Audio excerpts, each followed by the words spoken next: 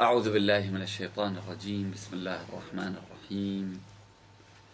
الحمد لله رب العالمين، والصلاة والسلام على خير خلقه أجمعين، محمد وعلى أهل بيته الطيبين الطاهرين.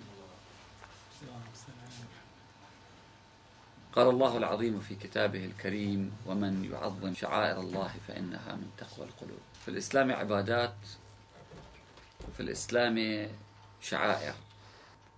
ولا شك أن الإمام الحسين سلام الله عليه الذي قتل في سبيل الله وقدم خلال نصف نهار كل ما كان يملك، كل ما يرتبط بالإمام الحسين فهو شعيرة من الشعائر، بشرط أن لا يخرج من إطار الدين، أي لا يكون في ذلك معصية.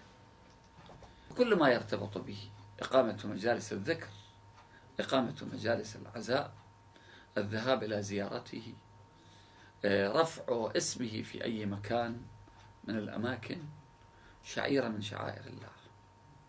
وما يجمع عليه الناس ويعتبر بمرور الزمن شعيرة من الشعائر، بمعنى يكون عمل جمعي يؤديه الناس، تذكرهم بالإمام الحسين، تذكرهم بمصائب الإمام الحسين، تذكرهم ببطولات أبي عبد الله سلام الله عليه، فهي شعيرة وتدخل ضمن إطار شعائر الله، إلى درجة أن الأئمة قالوا أن الجزع لا يجوز على الموتى إلا لأبي عبد الله الحسين. هل يجوز الأب هذا أن يلطم على ولده، يعني يبدل الجزع على رحيله؟ لا، لكن على أبي عبد الله الحسين نعم.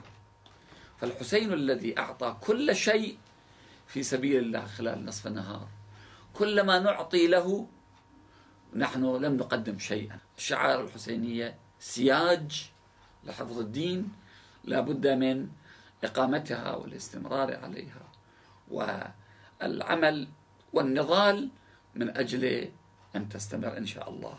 والسلام عليكم ورحمة الله وبركاته. كل إنسان تشترك في موكب تطبير تشوف بعد قلبك ما برد، ما مسوي شيء. تشترك تلبس كفنك، تشيل سيفك، تضرب على قمة راسك، تقول إنا جنودك يا حسين، وهذه أسيافنا ودماؤنا الحمراء، إن فاتنا يوم الطفوف فإنما أرواحنا لك يا حسين فداء.